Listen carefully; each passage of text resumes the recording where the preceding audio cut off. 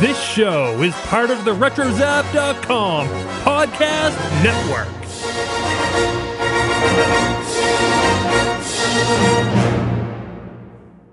This is what you can look forward to on episode 210 of Skywalking through Neverland. Collectors are always asking, you know, how'd that happen? And it's like, well, you're lucky it happened because, you wouldn't have anything to collect. Yeah, you almost had to say, do you recall 2001: A Space Odyssey? Well, it's nothing like that. I threw my hand up and I got to ask Thor a question. Oh, that answers a lot of questions. Now, on the Play-Doh packaging, it really should have said, Richard, do not eat this product, not meant for consumption. I have a strawberry shortcake. I should go see if she smells. Who would think that strawberry shortcake would be so high-tech? We saw all those pictures pop up last week. It just brought back the feels, so we have to get into it. Yes, you want to keep this all secret, but we need something to, juice it up a little bit. While you were seeing the Avengi, I was playing an Avenger. No, the alien is green, and then his guts are like yellow and purple. It was awesome. Are you ready? Welcome to Neverland. Here we go. A long time ago, in a galaxy far, far away. To all who come to this happy place, welcome. Disneyland is your land. When I first made Star Wars, everybody in Hollywood said, well, this is a movie Disney should have made.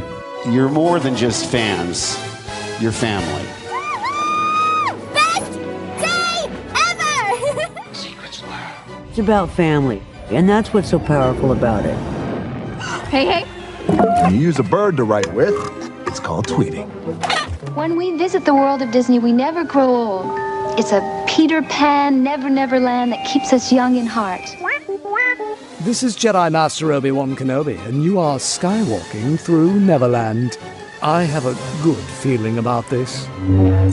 Hey, Skywalkers! Hey, if you're a fan of the Matt Lanter show Timeless, then you'll know what I mean when I say, like Wyatt, Lucy, and Rufus, we will be traveling through the many decades in this fandom. Whoa, do we get to travel with Wyatt, Lucy, and Rufus? Wyatt? Get your lifeboat ready, because here we go. And, like Wyatt, Lucy, and Rufus, we won't be bringing down an oppressive secret society that rules the world, but we will be hearing about Pixar Fest and the traveling backpack. We'll see what went into creating the classic Kenner Star Wars toys, and we will look back at Star Wars Celebration Orlando. But now, we want to welcome you all to Skywalking through Neverland. We are your enthusiastic podcast destination for your Star Wars and Disney fandom. I am Richard Wolosky, but now everyone please say hello to my sweetie wife, Sarah.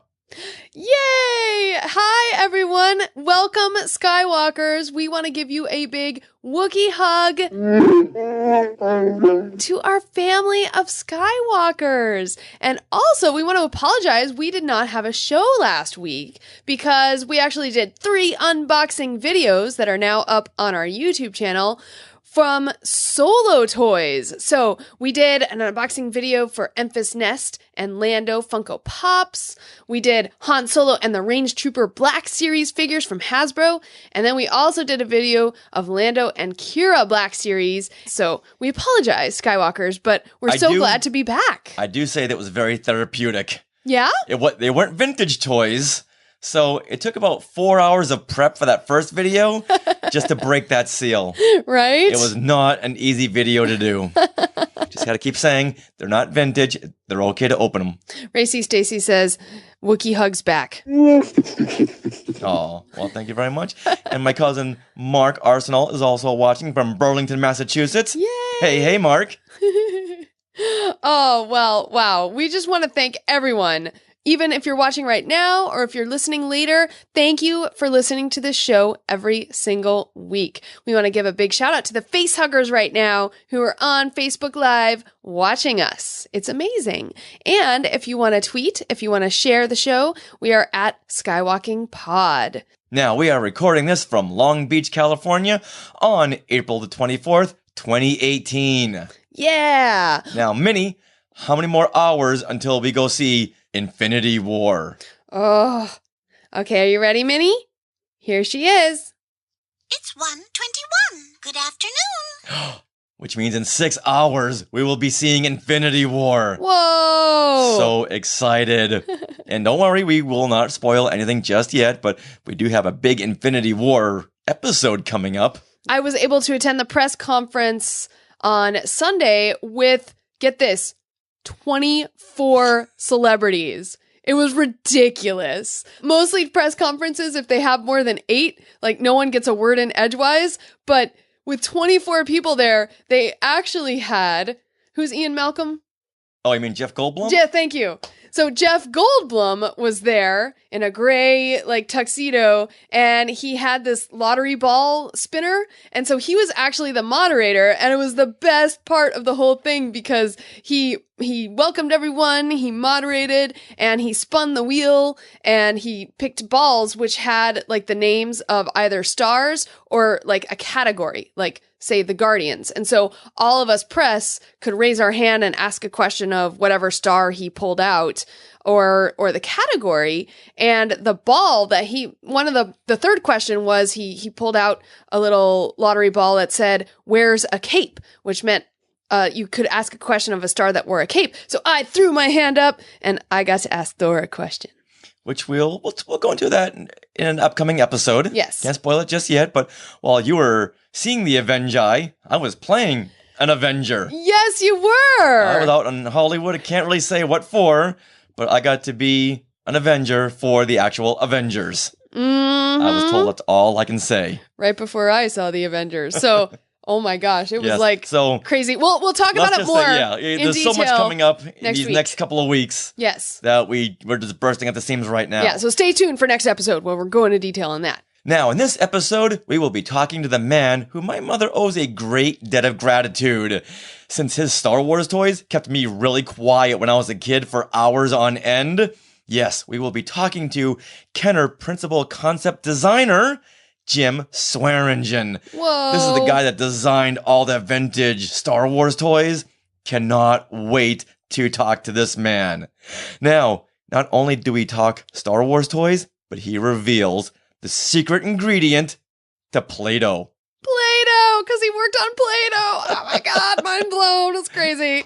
So that's coming up on this episode. Now, in our shout out segment, we will read your comments that you guys left in our Facebook group as we celebrate the 1-year anniversary of Star Wars Celebration Orlando. 1 year. Has it been 1 year? 1 year. We saw all those pictures pop up last week. It just brought back the feels. So we have to get into it. But now, guess what? What? It's time to talk about our adventures at Pixar Fest at Disney California Adventure and Disneyland Resort in Things We Want to Share. Things we want to share. Things we want to share. Things we want to share. On Friday, April 13th, Pixar Fest opened at Disneyland Resort. Now, this is a celebration of Pixar at both Disneyland and DCA that will continue through September 3rd. Pixar Fest includes specially themed food, merchandise, and entertainment throughout the parks. And you can meet and greet with your favorite Pixar characters. So much fun. And the Paint the Night Parade is back. This time it's going to be at DCA. The Pixar Play Parade has 2 new floats and is at Disneyland. And there's even a new fireworks show called Together Forever, a Pixar Nighttime Spectacular. Pixar Fest gets even bigger on June 23rd when Pixar Pier opens at DCA. This takes over the area that was formerly Paradise Pier. And that's where Screamin' was placed, and Midway Mania was there, and the Boardwalk Games, and that big giant Ferris wheel with a big Mickey head in it. Exactly. Now, if you think about it, Toy Story Midway Mania, that's already Pixar themed, right? Mm-hmm. So they're keeping that. But what they will do is the Screamin' roller coaster is now going to be redesigned to become the Incredicoaster, and it will take visitors into the Incredibles neighborhood and through an adventure leading up to the coaster. Sounds super fun. And there's that carousel there. King Triton's Carousel will now be Jesse's Critter Carousel and feature animals seen in the Toy Story films. And also, Pixar Promenade will feature rides and games that are inspired from Pixar films like WALL-E, A Bug's Life. You're going to see Bing Bong. Who's your friend who likes to play? Bing Bong, Bing Bong. His rocket makes you yell hooray. Bing Bong, Bing Bong. And he's going to have a candy shop. How awesome is that? Because he cries candy. I mean... And he's made out of cotton candy. Exactly. Oh, it's amazing. So to get the full rundown, see the link in our show notes as reported by the OC Register. Now, we went to Pixar Fest, and it's time to tell you all about it. First you were all like, whoa, and then we were like, whoa, and then you were like, whoa. Sarah, what are some of the highlights for Pixar Fest that all the Skywalkers should know? Yeah, so we went yesterday to check out particularly the Pixar Fest things, and the very first thing open that day for the first time was the Blue Sky Cellar at DCA. Now, this is where you can go to get kind of a sneak peek behind the scenes as what's coming next, and Blue Sky Cellar had just opened with a preview of Pixar Pier. So we got to see some mock-ups and a video and also the Incredicoaster model. So that was super cool to see that live in real life. And we took a video of the video that the Imagineers are talking about Pixar Pier, and that is now up on our YouTube channel. So please head over to youtube.com/Skywalking Through Neverland to check out that video and see just what's coming in Pixar Pier. It's going to be so amazing. Yeah, when you go to the Blue Sky Cellar, talk to the cast members in there because they'll show you some little Easter eggs hidden in the models. Ooh. Yeah. Yes. Yeah, but let's not say anything. Okay, we won't say anything. Because it's really fun when you discover it right then and there. Yeah. All right, so we discovered, though, after Blue Sky Cellar, we kept on walking down toward what's going to be Pixar Pier and learned that the hub of Pixar Fest right now is in DCA at the Paradise Garden Grill and Paradise Gardens. So, it's to the right of the whole Pixar Pier area. So you continue on over there, and as you're walking, well, you hear some music drift in. So I heard some music from Inside Out, heard some music from The Incredibles, you hear music from Up, and I'm like, ooh, it's Michael Giacchino! His music is everywhere! So that was pretty neat. What was one of your highlights of Pixar Fest? I'm going to say that some of the meet and greets. Yeah? They had Mike Wazowski and Sully from Monsters, Inc. Oh, yes, they did. That was just so much fun to hug Sully. He's just a big ball of blue. It's true. Yeah, we got in line, and I guess when you get in line to meet with Pixar pals, you are not guaranteed who you see. It might be different Pixar pals that came up. They'll change over, every half hour? About every half hour, 40 minutes or so. So when we walked up, we saw Mike and Sully, and we're like, oh, that's amazing. But as we were waiting, Woody and Buzz came out. So we actually got a picture with Woody and Buzz, which was super cool because I don't think I've ever gotten a picture with Buzz.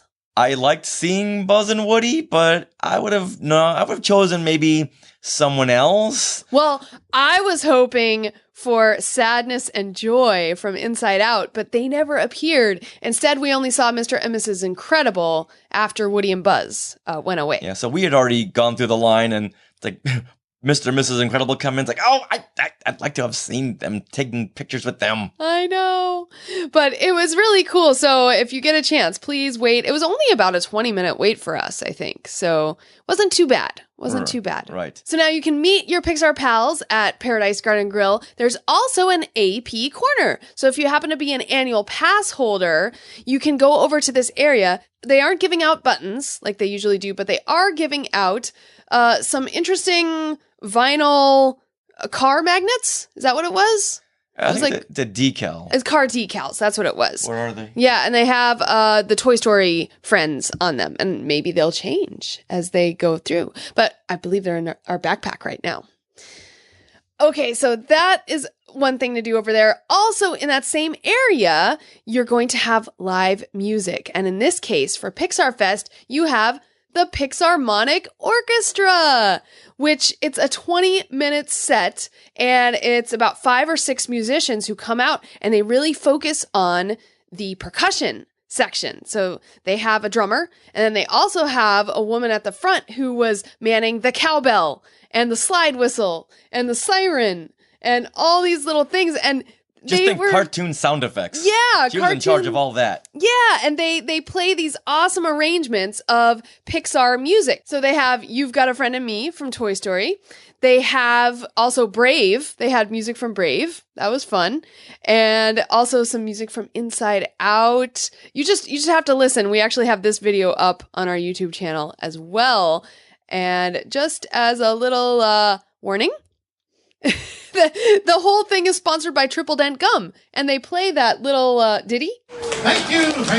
Today's performance And our sparkling smiles are brought to you by will make you smile. Triple Dent Gum. Make you laugh a while. Triple Dent. We'll help you, mister. Triple Dent Gum.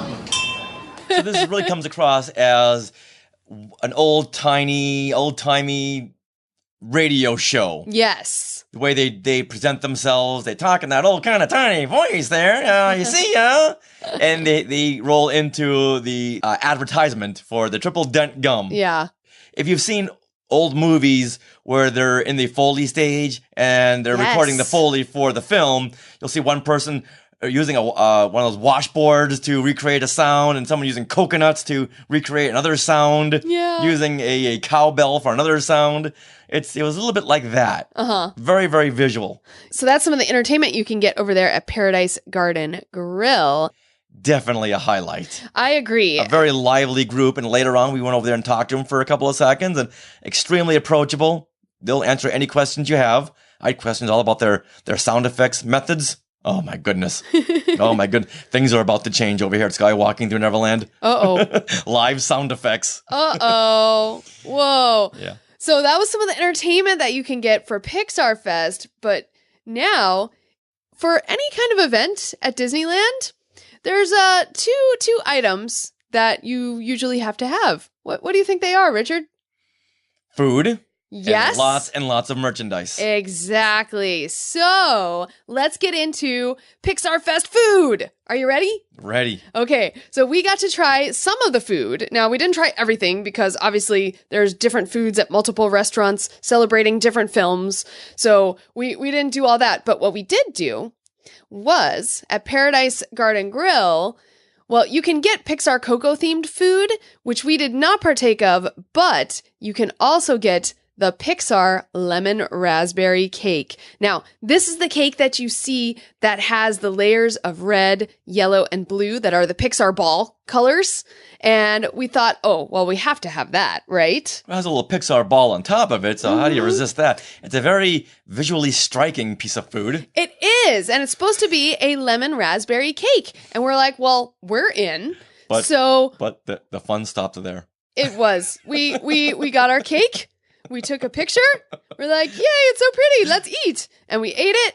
And it wasn't that good, you guys. Yeah. We were kind of sad. There was no lemon flavor. There was no raspberry flavor. And the cream cheese frosting wasn't that sweet. It was just like, it was probably the worst piece of bakery I've ever had at Disneyland. At best, Resort. it tasted like a Duncan Hines cake. Yeah, so unfortunately, the Pixar cake was not that great. Fun to look at, just not that fun to eat. Fun to Instagram. But other than that, wah wah.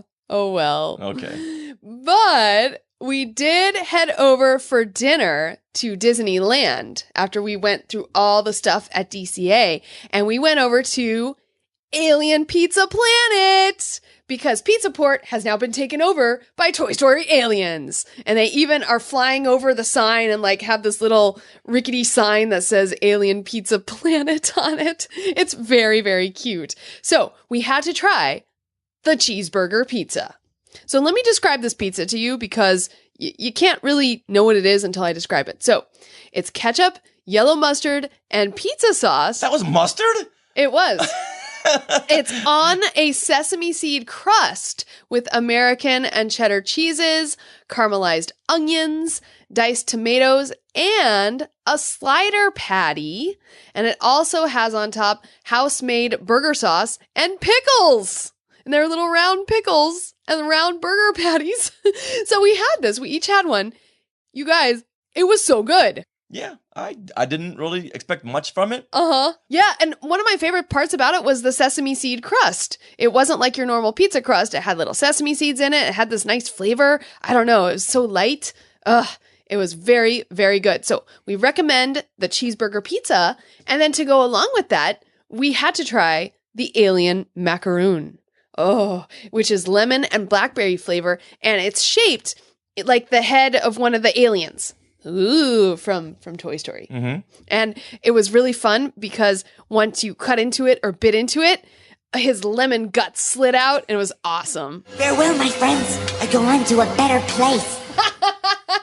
It was perfect. It was like an alien. I don't even know you anymore. No. The alien is green and then his guts are like yellow and purple. It was awesome. I was like, this just looks like alien guts and they're really good. Okay, so we're going to move along to Pixar Fest merchandise because where there's Disneyland, you have your merchandise. So, of course, they have hats and shirts and mugs with the Pixar Fest logo and all the cute Pixar characters. And they've kind of been, caricatured into like square shapes almost, like their heads. They have like square-shaped heads and they're all in the shirts and it's really cute. Very stylized. It is, but my favorite piece of merchandise by far was these charms that celebrate friendship. So you could get these paired charms. So you had like Joy and Sadness, or Jessie and Woody, or Lightning McQueen and Mater, or Mike and Sully, or Eve and Wally, and they're little tiny charms. And on one side, you have the heads of the characters, and on the other side, you have best friends, like written on each charm. And they were so cute. That is very sweet. Yeah. Almost as sweet as that Pixar cake. Oh, it was better. It was more sweet. Right. Okay, so we did not get to do the Paint the Night Parade this time because the Incredibles float, which is going to be a new float, was not actually there yet. So that's going to be coming, I believe, in June. Yeah, they want to tie it into the release of Incredibles 2. Yeah. But we will be back to, of course, see these things. But the one thing we did see was the fireworks, which it's a new fireworks show, Together Forever, a Pixar nighttime spectacular. And like the previous nighttime spectacular, it actually uses projection technology on the castle and on Main Street, along with your fireworks. So, and then of course, Pixar music. So Richard, what did you think of these? Well, I was very happy that we got to get a little closer to the fireworks because normally we're way down Main Street. And being up close is a whole different experience. We could see more of the details on the castle, which I thought they did a great job with their projections on the castle, where they showed a montage of clips from Pixar. Mm-hmm. And to infinity and beyond, there's Buzz Lightyear flying overhead. Yeah, instead of Tinkerbell. But then later on, they had a second flyby, which was the house from Up, with all the balloons carrying it from one side of the park to the other. That was nice. I wasn't expecting that. I knew Buzz was coming, but I didn't know the Up house was coming. No, yeah, I didn't know either. Okay, so my favorite part of the fireworks show was actually Wally and Eve. They showed them zooming around the castle, and then they'd zoom up. And off of the castle would come the fireworks, like they were zooming from the castle into space. And it was amazing. And they did that like 3 times. And every time, all the people were like, ooh. And maybe I couldn't see that part because the person in front of me kept holding up their phone to take video. Yeah. Like, dude, enjoy this, would you? Honestly, I couldn't see very well either. So little tip, we were up close to the castle in front, of the esplanade, but we were over to the side.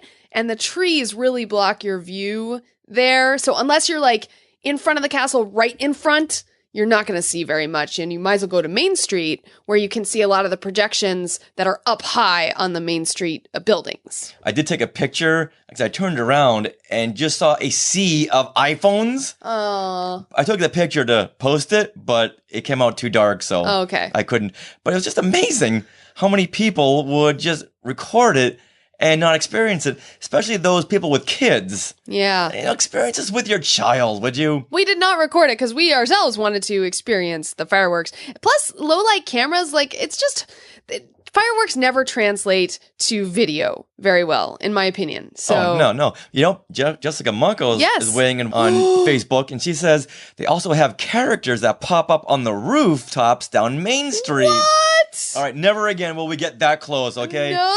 'Cause we missed all of that. Oh my goodness. Well, that's why we're annual pass holders. We'll be back. We're going to see it. All right, so note to everyone else, don't get close. Just camp out on Main Street. Yes. Because then you'll see the projections on the buildings as well. And then it won't matter if there's a kid in front of you because the projections are all around you. Right. So I think that'll work pretty well. So yay. All right. Well, thank you for that intel, Jessica. We really appreciate it. All right. So now, Sarah, what was your overall opinion of Pixar Fest? Ooh, okay. You got to give it a letter grade. What would it be? Wow, that's... Okay, so when you walked in the resort, they had the bunting, like the Pixar, red, yellow, and blue bunting on the walls, but it was kind of hard to tell that it was a huge overlay, until you got deep into DCA over by Paradise Gardens, and you had the whole Pixar Fest going on. So I'm going to give it a solid B right now, just because it actually isn't all there yet, like the float for the Paint the Night parade isn't there yet. So that's what I'll give it for now. Okay. What about you? C+. Oh, okay. C+. As much fun as we had, it was still lacking in visibility, meaning if I didn't know it was Pixar Fest going on, I wouldn't have known Pixar Fest was going on.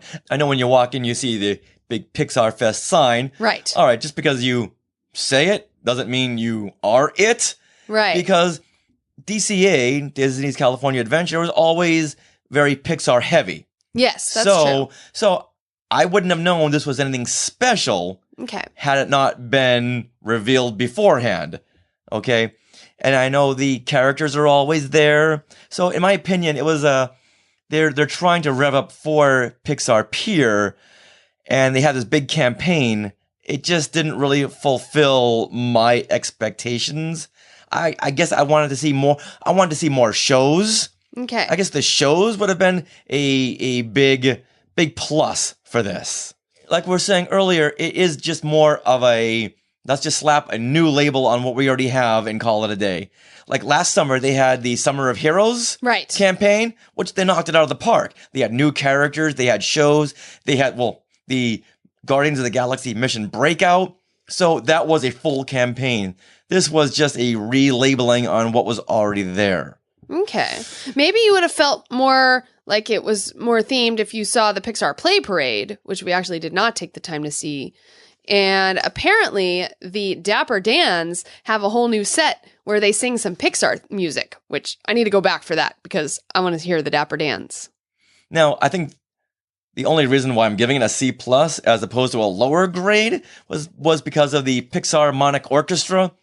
And when you're walking through downtown Disney, you see those fun flower sculptures of all of the Pixar characters done in a very abstract form. That was neat. Now that should have been inside the park. Inside the park or leading up to the park entrance. But technically, I mean, had we walked through downtown Disney instead of taking the tram, we would have seen those and maybe got a little more hyped for Pixar Fest. Exactly. Even Jessica Mucko agrees. She says, I agree, Richard.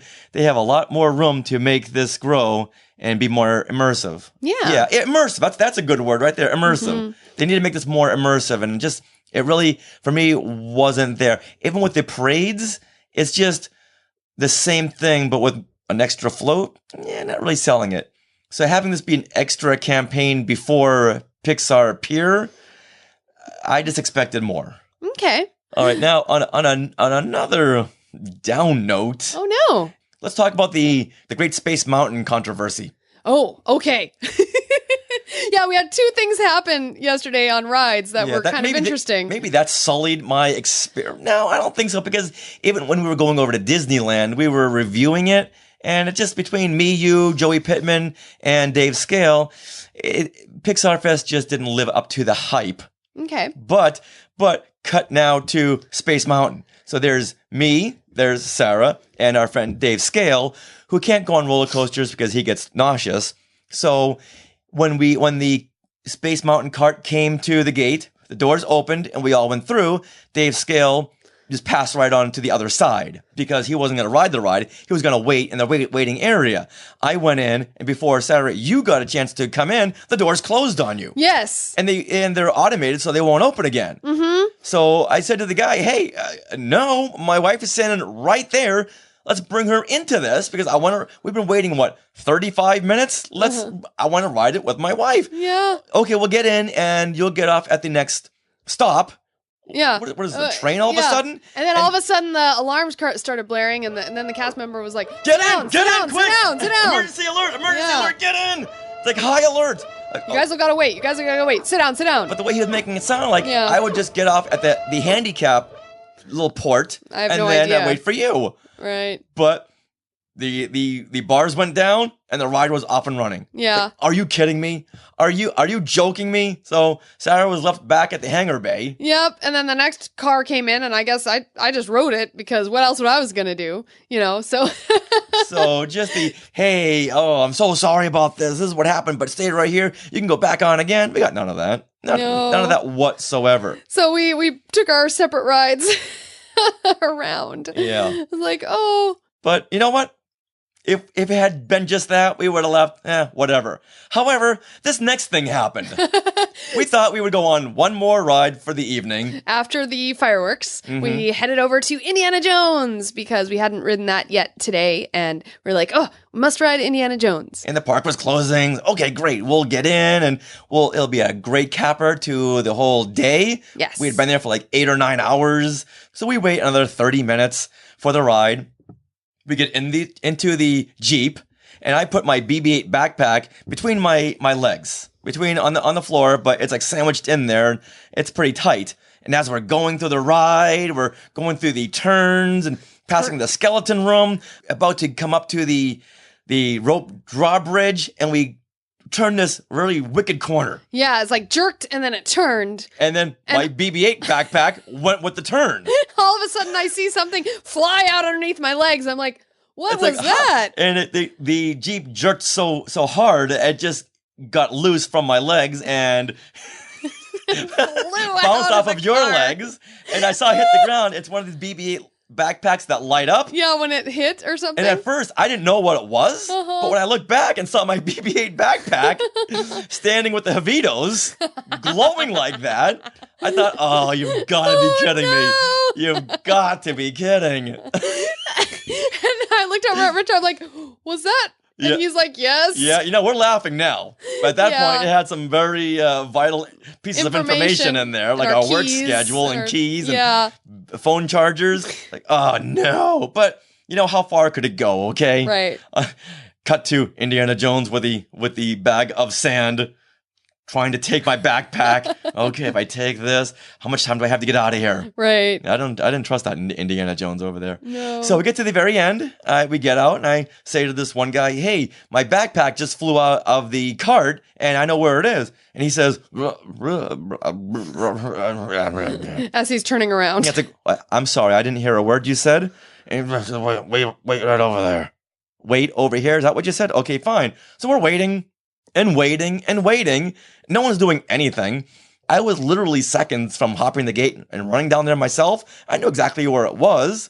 And meanwhile, the ride was, the park had closed. So the ride was cycling down, like we were going through the line. And I think what the original guy had mumbled was, after everyone just cycles through, we'll go and get your backpack. Yeah, but he never really clearly stated that. No.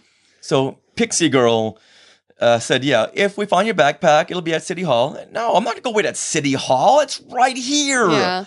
So we refused to leave, and they had to bring in a third person, and she did her whole customer service thing of, yes, I'm sure it's safe and secure, and we'll do our best efforts to find it. It's like, that sounds very template to me. All right, but still, we're not going to leave. Until finally the ride did close down, and I can see them all looking at us like, what are we going to do about these people? They keep mumbling something about a BB-8 backpack. I don't know what's going on. Until finally this one guy just said, you know what, I'm going to go get it. He runs down. 2 minutes later, comes back with the backpack. Yeah. And all is well. Why couldn't anyone else do that? Well. All right. They were at the end of their night, too. I know. People are people. But they're not paid to be people. They're paid to be cast members. I know. That's why we pay the exorbitant prices for our annual passes. Not to be treated like Knott's Berry Farm visitors. We want to be treated like Disneyland guests. Okay. All right, now, before we move on with the show, hey, Sarah, this morning, we just got a call from a very excited Brian Sims to let us know that Disney Parks blog just announced, due to their overwhelming response, Disneyland will be adding a second date for their Disneyland After Dark Star Wars night. The first date, which sold out very quickly, is on May the 3rd, and now they just added the second date, Wednesday, May the 9th. So tickets will go on sale May 1st, and if you want more info about that, such as prices or anything like that, just stay tuned to the Disney Parks blog, where I'm sure we will hear more. Now, how many of you Skywalkers are going to Star Wars Night on May the 3rd? And how many of you are going to be going over there on May the 9th?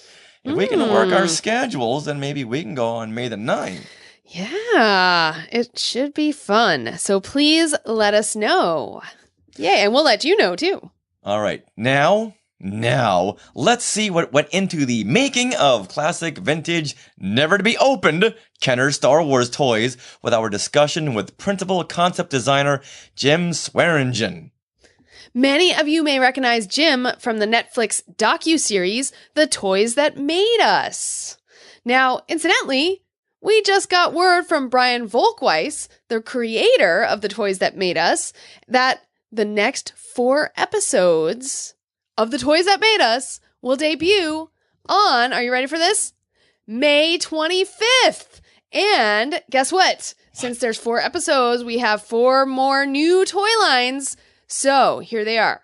It's Transformers, Lego, Hello Kitty, and Star Trek. Now, I'm very excited about the Star Trek episode because they have a subsection about the whole Mego toy line. Oh my goodness. So yeah, once again, they reached out to us this morning to say, hey, the next 4 episodes will be coming May the 25th. Exactly. So Skywalkers, we got this direct from the creator himself, so no one else knows this. So you are the first to hear this information about the toys that made us. And now let's talk to the man that built my childhood, Jim Swearingen. It's Kenner's Star Wars action figures, each sold separately. Oh no! The trash compactor! There's a trash monster! Ready for takeoff! Jump to light speed! You can make your own droids or follow the droid maker blueprints. Activate spring glide wheels! The Force goes with us! It's Millennium Falcon. You have to put it together. What's that? It's my troop transporter! It makes 5 more sounds too! Boba Fett is not yet available in stores, but you can get him free. Both with flashing lights and sound. It's Darth Vader! Watch out! Force is with me! Luke Skywalker wins again! Star Wars had everything from a great story, mind-blowing special effects, an inspiring soundtrack, but it also had something else that boosted its appeal, and that is a great toy line where kids could further the adventures of their favorite characters. We are so happy to have Jim Swearingen, the principal concept designer for Kenner's Star Wars toy line, making his podcast debut here with us on Skywalking Through Neverland. Hey, Mr. Swearingen. Hi, good afternoon. Hey, I can't tell you what an honor it is to speak with you. I mean, it's kind of rare to talk with someone that helped build your childhood, and I'm guessing that's something you hear quite often. Yes, I've been hearing that lately. It makes me feel a little old sometimes when I hear from adults that I made their childhood. You know, let's start at the beginning. When did you start with Kenner, and what toys did you work on before Star Wars? I started at Kenner in full-time in 1972.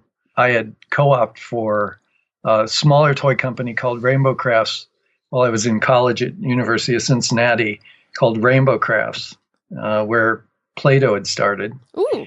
And they were both owned at the time I worked for them by General Mills.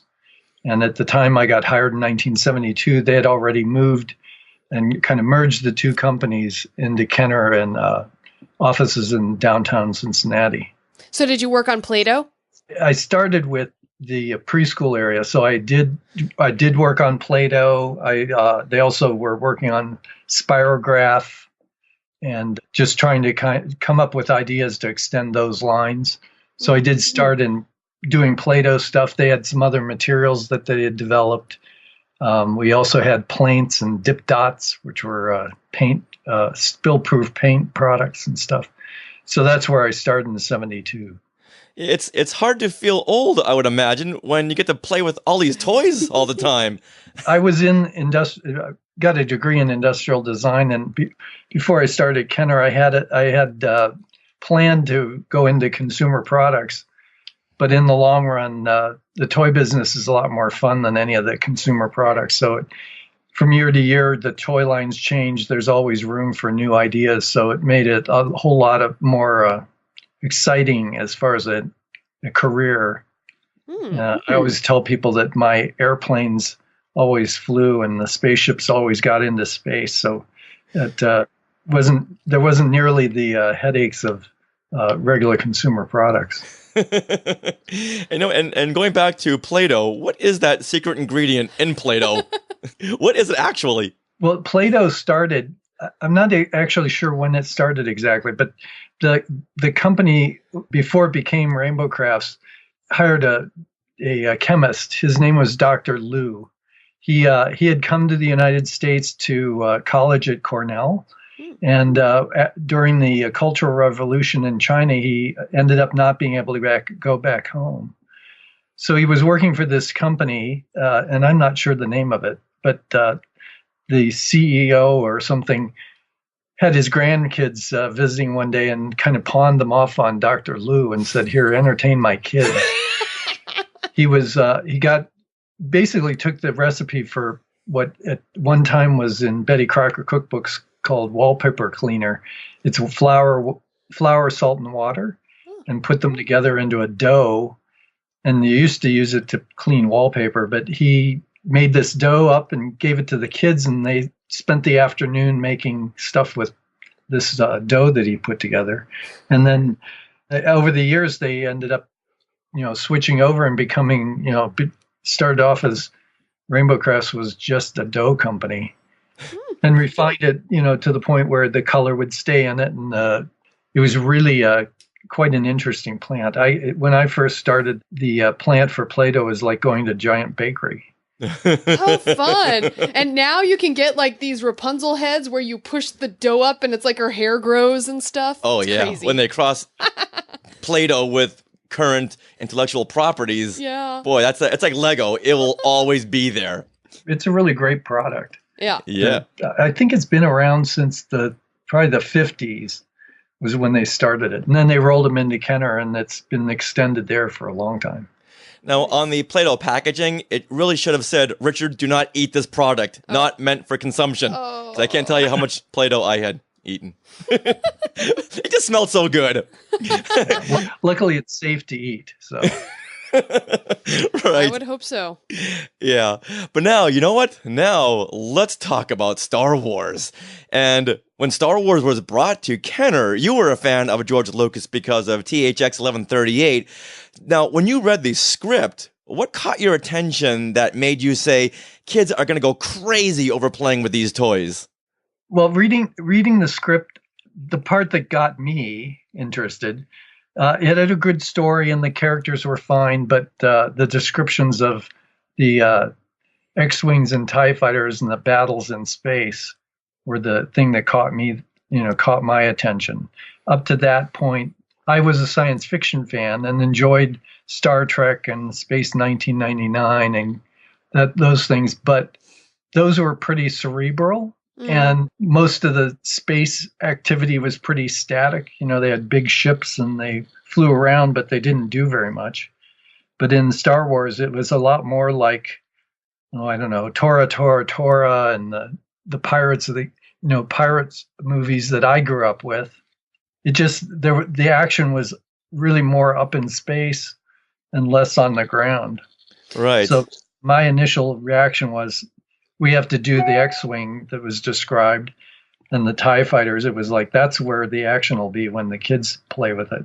When you were a kid, did you look at your toys and say, you know what, I wish we had this, or we could really use something like this to play with? Because I know when I was a kid, I did that constantly. Did that help build your career into being a toy designer? Yeah, I think that was part of it. I mean, I worked, one of the products that I worked on at Kenner and played with as a kid was girder and panel. And I was forever building skyscrapers and then having them fall down, have earthquakes and trying to shake them apart. Yeah, I think as a kid, I was a very artsy kid. I grew up going from a very young age. I would go to the art museum every Saturday morning to draw and paint and experience the Cleveland Art Museum. And once I got to high school, I ended up at the Art Academy taking lessons there. You know what? I'm just remembering now that when I was 8 or 9 years old, I had written a letter to Kenner saying, Kenner, could you please make these characters? And I would list all the characters that Kenner didn't get around to making, like Aunt Beru and Uncle Owen and Grand Moff Tarkin. And I think I had like 20 characters I wanted Kenner to make, not knowing that, well, these are the characters that kids aren't going to want to play with. What kid's going to want to play with Uncle Owen and Aunt Beru back in 1978? Do you recall getting any letters when you were working at Kenner from kids? I was kind of insulated from that. That would have come in through the marketing department. But I know they've, it was, when I talk to people at conventions and stuff, the questions do come up about, why didn't they do this figure? Why did they, decide to do that one? And most of that is just the time and expense to get tooling for them. Yeah, sure. That makes sense. They did get lots of letters from kids, and they tried pretty hard to at least acknowledge that they had been contacted. So I think a lot of kids were just like you. They were, so into it that they, it's like they pick a favorite character and then why didn't he show up? Yeah, when I saw the address to Kenner on every one of the Kenner manuals or catalogs, I knew I had to write them and voice my opinion, and to the point where I would even draw out little sketches. Well, actually, I would write out the descriptions of the characters, and my friend Jim Pruitt would do the actual design, the character design with all the color. We even sent you a color palette just to hurry along the process. Yeah. And it would be great if Kenner put out a book of all the letters they got from kids, because I'm sure most outrageous things came across their desks. Yeah, I think, in hindsight, everybody wishes that they'd hold on to more of the memories that came in. And there are a few things that surface every once in a while, but a lot of things just became ephemera and kind of floated away. Right. At what point in the timeline was Kenner put on lockdown so no one could leave the building because they had to produce Star Wars toys fast and furiously? Well, until May, and until the letters of intent were signed, things were pretty much held in the area that I was in, preliminary design. The preliminary design department was a separate unit that had its, we were in a locked office that you didn't just walk in. When the letters of intent and they'd finally decided that they were going to move ahead in May, that was when everything broke loose and everybody was working on stuff. Till then, we were pretty much, a lot of it was confined to prelim. So had the film come out at that point in May of 1977, or after the first weekend, did the Kenner Corporation say, hey, we got to get this done right now? No one's leaving until 1979. Well, they had made a decision the letter of intent had been signed about mid-May, and then about a week later, the movie actually broke. Because until it was in the theater, the only person that had seen the movie was me. Oh, wow! Yeah, at Kenner? No, at Kenner. I was we were invited to see the first screening on May 2nd in San Francisco. They did a market research screening, and they invited Kenner to come out, and I ended up being the only representative, which was great for me. I flew out to, it was probably my third trip out to LA or out to San Francisco. And it was just me sitting in the audience with, the demographic groups they'd put in place, and then got to watch it. It was a Saturday morning. And when that happened, I regretted that I was the only one there. It lived up to my expectation and beyond, because it was amazing to, the first scene when the blockade runner comes overhead and everybody's like you can kind of sense that people are, all of a sudden it's like, oh my gosh. But when the destroyer showed up, it looked like it's coming out over your head, and the subwoofers that they'd set up were shaking the floor. When the engines showed up, you could almost feel all the air being drawn out of the theater when everybody's kind of going that gas, that kind of, oh my gosh. And that at the end, when, after all the excitement of the whole movie was over, people had all the adrenaline was going. People stood up and cheered, and it was the first time I'd ever seen a reaction like that. Yeah. After that, I had to actually find a payphone, because this is way back when, and call back to Cincinnati on a payphone to say, you can't believe what I just saw. You should hear. Yeah, you almost had to say, do you recall 2001: A Space Odyssey? Well, it's nothing like that. Because you had no frame of reference for a really kid-friendly science fiction movie. Mm-hmm. Yeah, it was astounding. And then the next day I saw it again. I went down to the press screening on the 3rd of May at Paramount Studios. They invited the press, and that's where, from then on, the press was talking about it. Time Magazine came out with 6 pages about Star Wars. Wow. Yeah. It was really, from then on, things took off. The people in management at Kenner who'd been really nervous about putting out a big chunk of money for a movie were suddenly relieved when they saw Time Magazine and everybody else talking about the biggest movie of the year. Oh, yeah. When Time Magazine splashes on its front page, best film of 1977, you're onto something. Now, at this point, in the beginning of May, how many toys did Kenner have designed and ready to produce? Number, I'm not sure, but by that time, we had already, the first 11 figures were ready to turn over. The X-Wing and TIE Fighter had been developed. There were a bunch of other things that we had looked at. And I can't recall them all, but we worked on, I'd worked on a game. We had a Death Star game that had we were using spring-loaded X-Wings to try and blow up a spinning Death Star, kind of tabletop size. We hadn't actually seen very much. We talked about doing 12-inch figures, and we had looked at different gaming things. The challenge was that we still hadn't gotten a lot of visual material from Lucasfilm that we could actually work from. What was your specific responsibilities in creating these toys? First figures, I'd originally done drawings for the first 11 characters, and then mocked up the first figures. That's where we used the Fisher-Price Adventure people to make the first 11.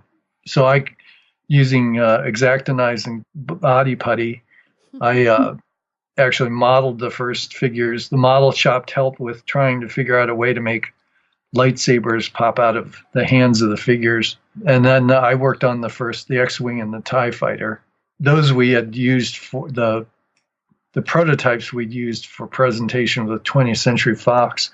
Between the time we saw the script in February and made the first presentation at 20th Century Fox, it was kind of a game between convincing Kenner Toys, the management at Kenner, that Star Wars was viable and that we should do it. And then the other part of it was convincing 20th Century Fox that a middle-tier Midwestern toy company could produce the product, that we would be capable.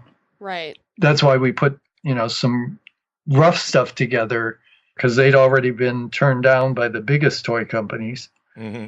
We had the $6 Million Man that we introduced in 76. Kenner's new $6 Million Man with bionic grip. Mission to Mars adventure set sold separately. So we had something to show, and we had a lot of stuff, Play-Doh and Spirograph, but $6 Million Man was probably the first licensed product that we did. So that was our only, that's the only thing we could say, hey, we did $6 Million Man, and it's a big success for Christmas of 76. So we had to convince them. But between that, it was, the preliminary design department, me, I guess, we were the biggest champions of the Star Wars up until May, until everybody was suddenly it's everybody's like, oh, of course we should be doing that. It took some doing, because it really didn't. The reason it really didn't make a lot of sense, when you looked at it on paper, and that's the reason it was turned down by so many people, was that it was a movie property, and up to that point, I think the closest thing that came to a movie project would be, I think they'd had done Planet of the Apes, and it wasn't a particularly successful license. It had the movie problem going against it. It was science fiction, which was not a genre that everybody was excited about.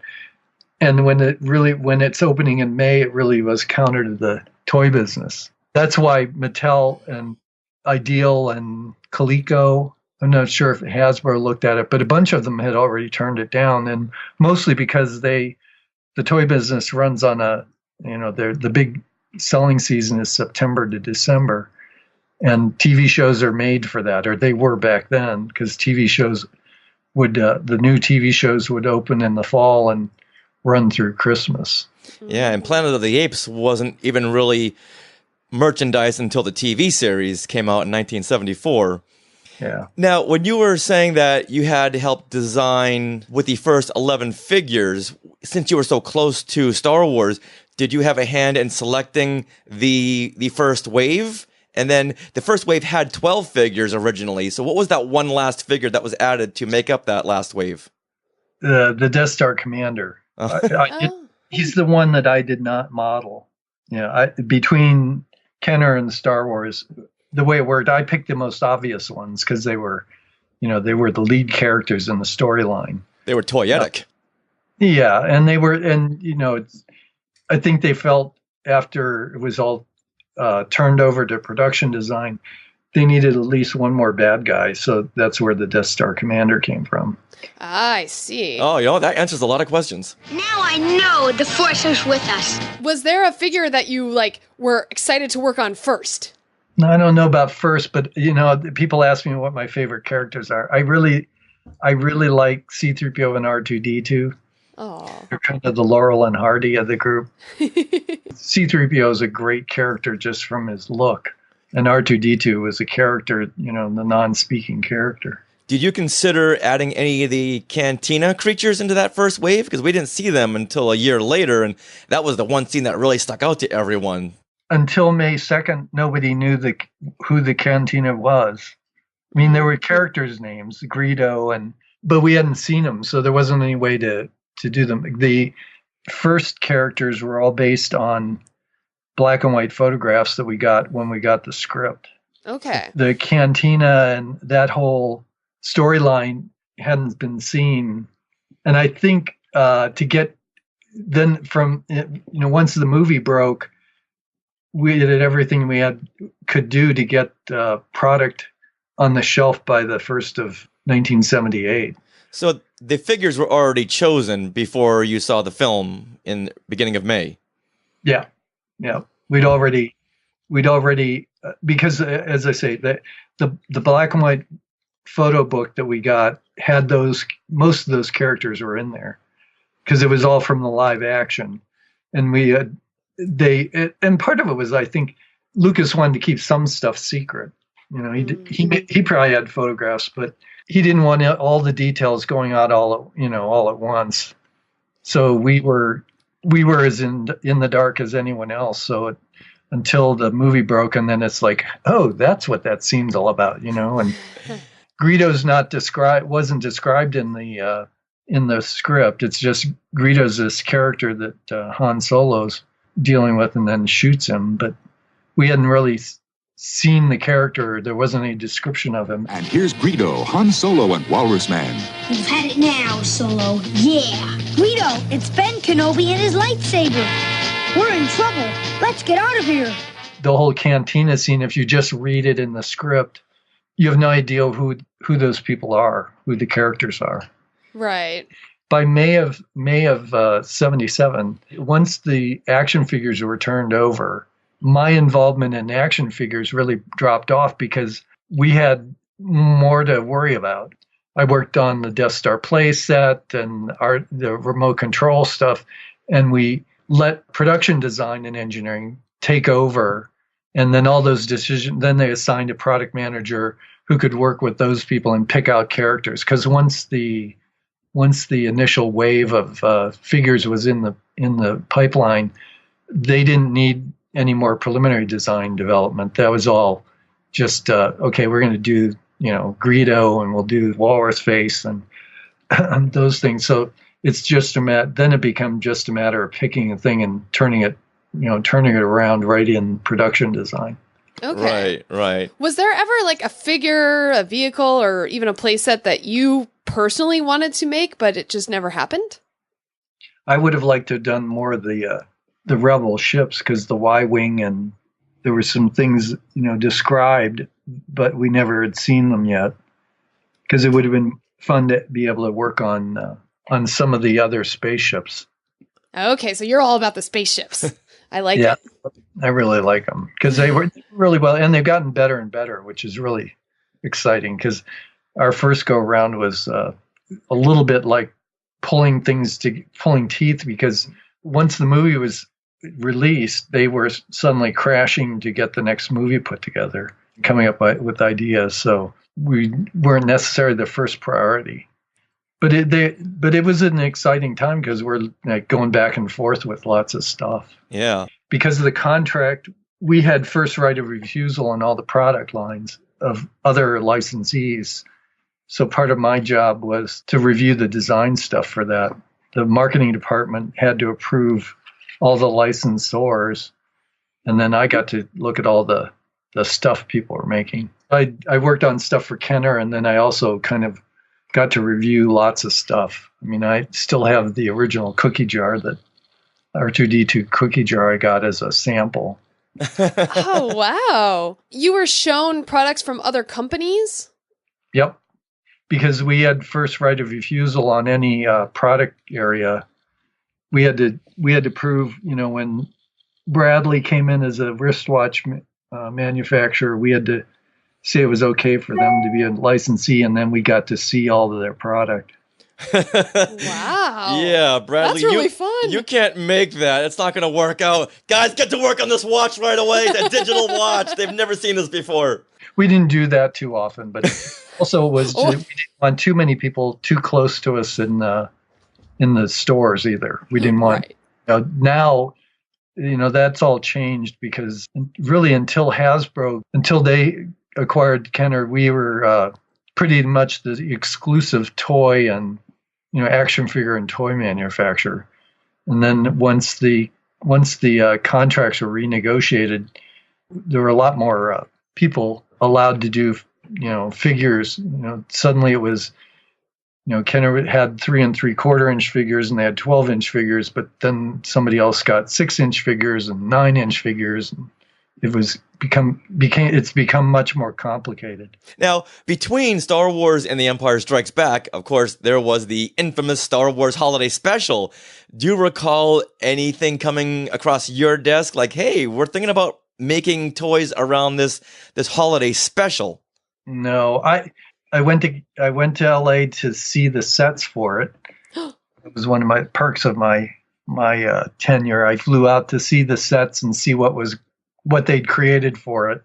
Unfortunately, I didn't see anything that I thought made sense, and I think we were pretty fortunate that we didn't really get too tied up with it. So they were heavily considering it enough to send you out to the production to say, hey, if you see anything, let us know, and we'll think about making maybe a Wookiee hut or the Wookiee family. Yeah, I got to go out and look at it, and I think that's the time I met Anthony Daniels on that trip because he was in rehearsal. Was it your decision solely not to go ahead with it, or did the ratings have a factor? I don't know. Somehow it didn't fit in the action figure category. The action, it was boys' action figures, and where we were concentrating Kenner. I don't think it had much content that would have made a product line. The other thing is that timing wise, we would have had to have been. It's a timing thing again, because we would have had to have been working on it in 1977, right? Like late 77, in order to have product ready to go along with the TV. And it wasn't even, they weren't even thinking about it at the end of 77. Okay. And oddly enough, the red snaggletooth figure did come from the Star Wars Holiday Special. If you look at his outfit and his card back, that is from the Star Wars Holiday Special and not Star Wars. Huh. Little trivia fun fact. And it's probably why he was tall to start out with, because he was in the other movie, The Mask. Right. And we didn't know how big he was. So then the first ones were blue. So, all those things, collectors are always asking, how'd that happen? And it's like, well, you're lucky it happened, because otherwise you wouldn't have anything you wouldn't have anything to collect. That's right. awesome. Looking at those black and white pictures, and the character is sitting down in the film, like, oh, how tall is he? Does he have furry feet? Is he wearing silver boots? Yeah. What play sets did you work on in the Star Wars line? Was the Creature Cantina set one of them? No, I think the only play set that I worked on was the Death Star. Here's the new Star Wars Death Star space station that you put together. Action figures each sold separately. Darth Vader's firing a laser cannon. It's been hit. He's after Luke. Take the elevator. Hurry. Now cross the light bridge. You won't escape me. Jump, Luke. Oh, no. The trash compactor. There's a trash monster. The wall's closing. Save. Kenner's new Star Wars Death Star space station. Action figures each sold separately. Did you design what we now know as that Death Star playset? Yeah, pretty much. Oh. I mean, it changed over once it was in production, but it was cobbled together in preliminary. Do you recall what your basis was, what you wanted to start off with, and what kind of shape it was going to take? We were working partially against price points, and we knew we couldn't do a complete Death Star, so doing a pie-shaped piece of it, kind of predetermined by the price point. The two big, there were a couple of scenes that we were trying to kind of squeeze into it. The big gun that blew up in one of the scenes, the trash compactor was, of course, the key part of that. And then the trap doors and stuff, the prison cell. So we picked pieces of what we thought would be interesting, and then the developing the pie shape and the elevator and stuff. Does the preliminary sketches that you had come up with still exist? Do you still have those? I'd love to see the evolution of this toy. I wish I did too. Oh. The only thing I have is a picture of the turnover model that we used. All the drawings and stuff that I originally did, as far as I know, are long gone. I have my collector feelers out trying to find out if somebody actually has original stuff, just in case I'd like to get copies of them. Right now I have some photographs that I've gleaned from, that I actually had in my files, but a lot of that stuff, because it's on paper, all disappeared. The models and things, because people ask about models, the first figure models in the X-Wing and TIE Fighter. I do know that one of those models exists, but a lot of it was turned over. We had an area on the He was on the 12th floor of the Kroger building that was a room, and then it had a chain link cage in it. All the old preliminary models and turnover things ended up in the morgue under lock and key. And then when they moved the company to its next location, the morgue was opened. Some of that stuff's escaped. I could have, if I'd had more larceny in my soul, I could have probably walked away with some of those things, but I was, I guess, way too honest. I'd left it all there. So see, ethics always get in the way. Oh, hold on, I got to cut that part out. And when you say the morgue, that's the place where all of the preliminary sketches and the unused sketches go? It was, yeah, especially models, all the 3D stuff.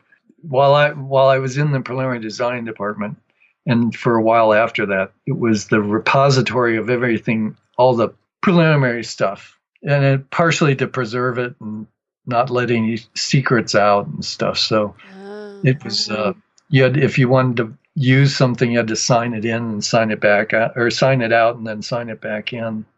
The security was reasonably tight because there were all kinds of things, the original models of lots and lots of toys. You know, I think probably the original Baby Alives and Stretch Armstrongs ended up in that morgue. You know, I'm picturing that scene at the end of Raiders of the Lost Ark where you're just pushing tons of Stretch Armstrongs and preliminary Millennium Falcons down a big giant corridor, and they're buried in a box never to be seen again.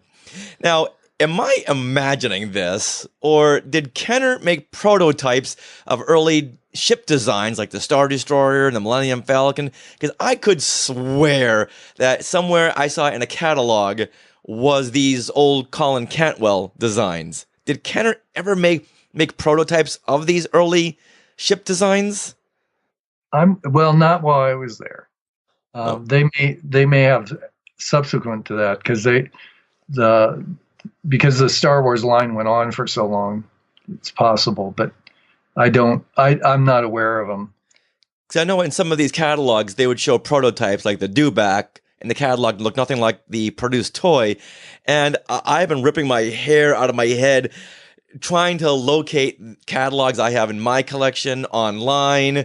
We asked Brian Volk-Weiss, we've asked Brian Stillman and Steven Sansweet, did these exist? And no one knows what I'm talking about, but I know I've seen these in a Kenner catalog somewhere. Yeah, I can't help you. Oh. All right, the search continues. I know. Well, let's talk about going into The Empire Strikes Back. What did you have to do to get ready for this film? Because now you know that Star Wars is big. Yeah.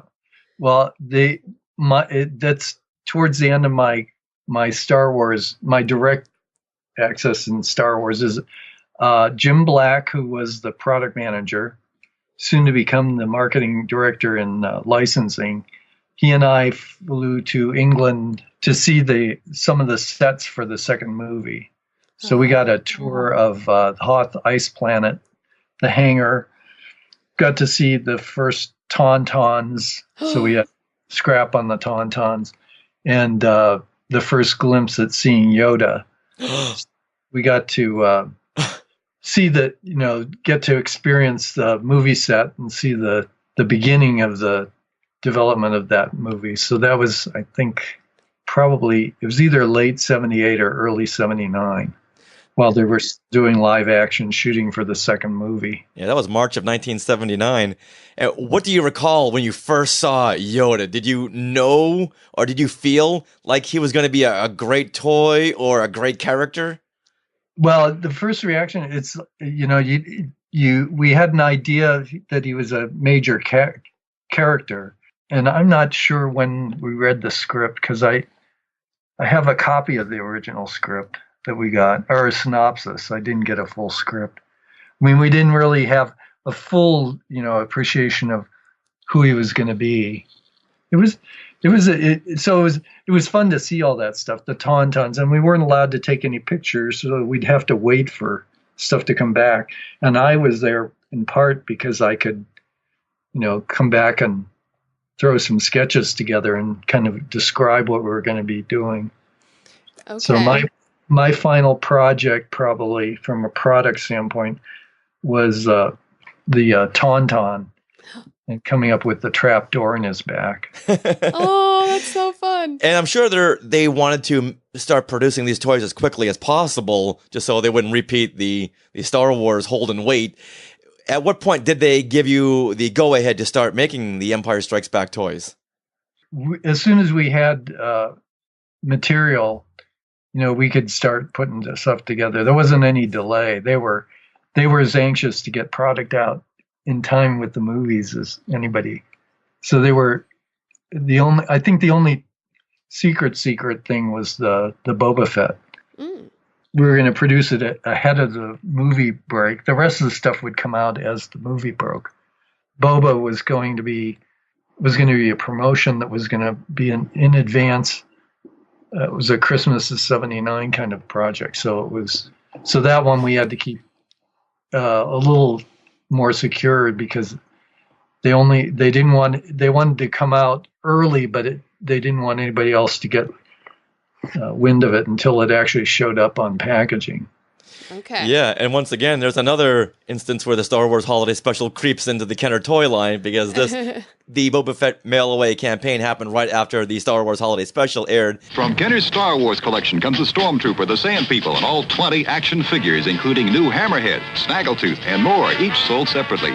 And now, Boba Fett, Star Wars villain with his laser rifle. Boba Fett is not yet available in stores, but you can get him free with 4 proofs of purchase from any Star Wars action figures. Details on specially marked packs at participating stores. Offer ends May 31st. Star Wars action figures sold separately from Kenner. Yeah, Kenner wanted it because we'd been selling the same toys. They felt they needed something to boost the interest and keep it going through '79 and '80 until the movie opened in '80. So that's where Boba Fett. It took some cajoling to get Lucas to let us have a figure. It was a give and take between the companies trying to, yes, you want to keep this all secret, but we need something to, juice it up a little bit. Right. Oh, so it was Kenner's idea to release a new figure. Yeah. Okay, that's very smart on Kenner's part to look forward to the future and kind of get ahead of this. Yeah. Knowing how short attention spans kids can have, and you gotta keep producing those toys. Is that one of the reasons why the Kenner had produced the Imperial Troop Transport, just to keep another toy out there? Part of it is coming up with things in the right price point and things that would keep kids collecting. When you have the Troop Transport, it has a bunch of holes for figures, so I have this transport now. What do I put in it? So right, yeah, that's smart. That was a very psychological toy because it had room for 6 figures on the sides, and then 2 drivers, and then a compartment in the back, a little prison cell. So wow. That's Kenner really going for that psychological impact. Star Wars Imperial Troop Transporter, Stormtrooper sold separately, new from Kenner. Did you have a part in that toy? No, that was all done in production design. Okay. Along with doing Star Wars was not my only job, so I was working on other projects while we were going back and forth. It's filled a lot of time, but not all the time. Okay. What were some of the other toys that you had worked on while at Kenner?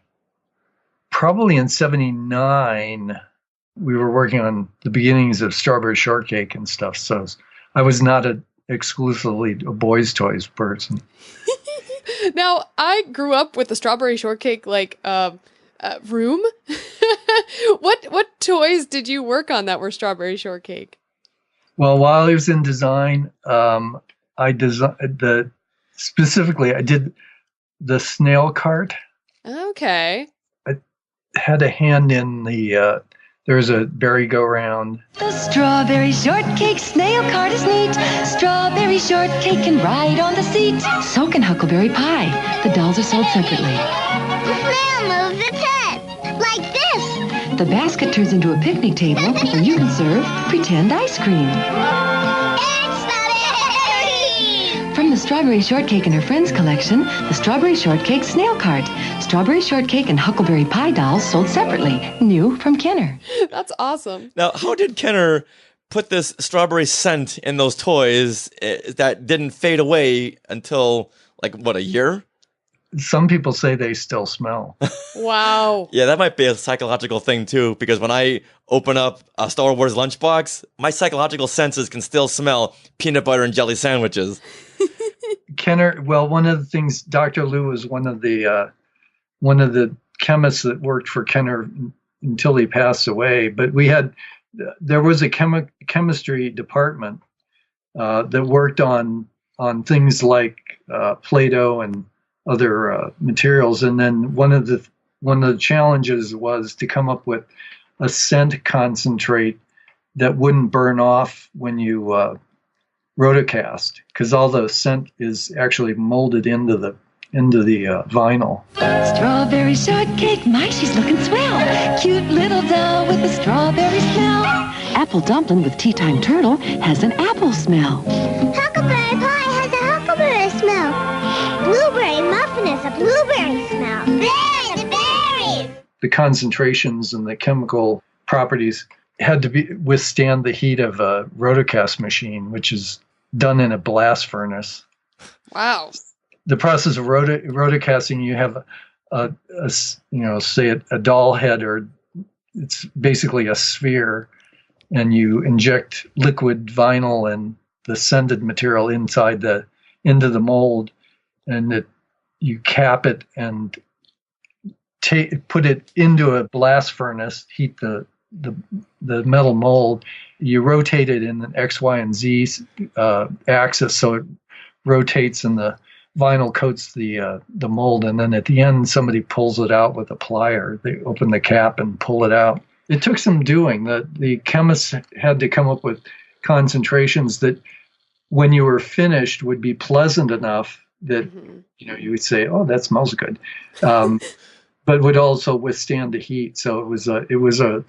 I can't explain how it's done, but I explain what they had to do was to come up with a scent, because it's all artificial scents, is to come up with some combination of chemistry that withstands heat but still smells pleasant. So who would think that strawberry shortcake would be so high tech? That's what I've heard. I mean, people have told me they have, and I should go down. I have one in the basement. I have a strawberry shortcake. I should go see if she smells, because she's been around for 35 years. So. Wow. But people have told me, when I've been when I tell my story, people are like, "Oh, I had strawberry shortcake and it still smells." It's like I have to go on what I've been told. I have to go witness it myself. I have to go down and smell my strawberries. Oh, that's funny. Well, what other toys do you still have in your collection, and how many of those are still in the original packaging? Let's see. The only things I have, Star Wars wise, I have an X-Wing and a TIE Fighter that are in packages. Those were the samples I gave to my mother when I was working at Kenner. When products would come out that I worked on, she would get one sample of each one. So she got an X-Wing and TIE Fighter, and when she passed away, I got them back. And I think and then I've got a Boba Fett, a 12-inch Boba Fett in packaging. You have no idea how many conversations, and by conversations I mean arguments, I have online with people who keep saying, "Rich, just open up your toys. They're meant to be opened up," but I just can't destroy that beautiful Kenner packaging. I just can't do it. Luckily, I have some friends that have put together a collection of the first 12 figures for me, which I didn't have, and a Boba Fett in and out of the package, and then I have an X-Wing that's out of the package that I use for conventions. I don't have people ask if I have a collection, and I really don't have very big a collection. Over the years, given away a lot of stuff, and then more recently I've sold a few things. I'd rather have collectors that appreciate them. I think my collection of stuff will fit in a small suitcase. So. Wow. And if ever you want to pass that along to a collector who really appreciates it, my hand is very, very much raised right here. A collector, I don't know whether it was on Facebook or something, said that they had purchased one of my business cards for $50 a while back. And I was like, really? I'm like, gee. Then I remembered that I had cleaned out a garage. I was renting a garage because at one time I had an old Firebird, and I'd sold the Firebird, and it was time to consolidate stuff. And I remember throwing a box of my preliminary design business cards in the dumpster, and it was like, now it's like, damn, people big money for my card. It's like I've found two since then that are both in very bad shape. But man! Oh my goodness! You could buy another Firebird with those business cards. No, it's like what was I thinking? But I'm holding on to these tattered ones just for kind of old time's sake. Now, recently you've been hitting the convention circuit. So, what kind of collectibles do fans ask you to sign? Yeah, I was just at one this weekend. My first one in the States. I did one in Mexico last year. So this is my first experience at an American Comic-Con where I was one of the guests. Somebody had a very beat up X-Wing fighter that I signed. And I signed a Stormtrooper, which was really hard because it's so small. Yeah. I signed some cards, some carded figures, but I only signed. First, I explained which, I've never signed a vintage card. People bring non-vintage cards that I didn't have anything to do with, and I explained, I didn't do this. I didn't have anything to do with, Power of the Force cards or any of that stuff.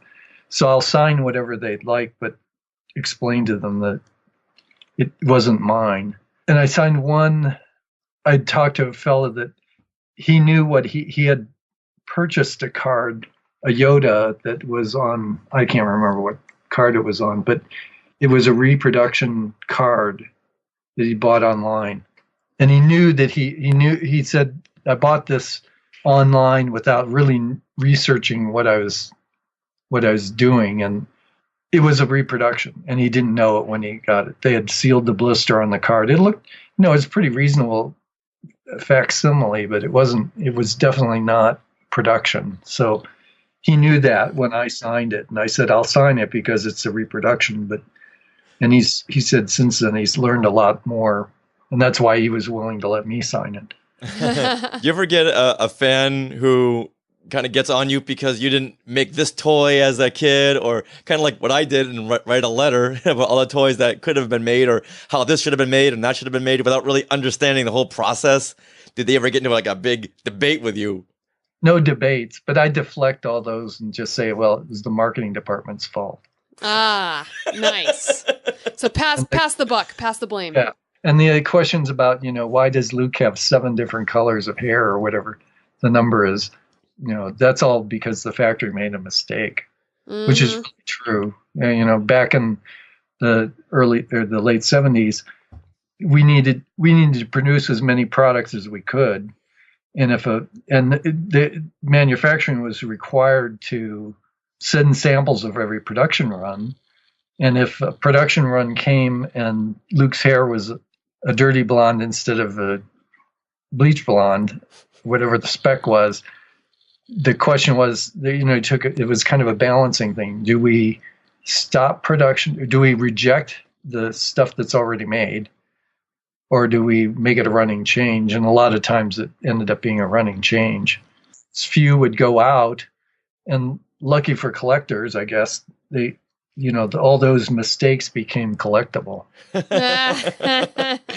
Well, I'm sure Kenner also thought, you know what? No one's going to even notice this. Yeah. Yeah. I mean, you really have to kind of balance it out. We have 5,000 of these about to go on a ship.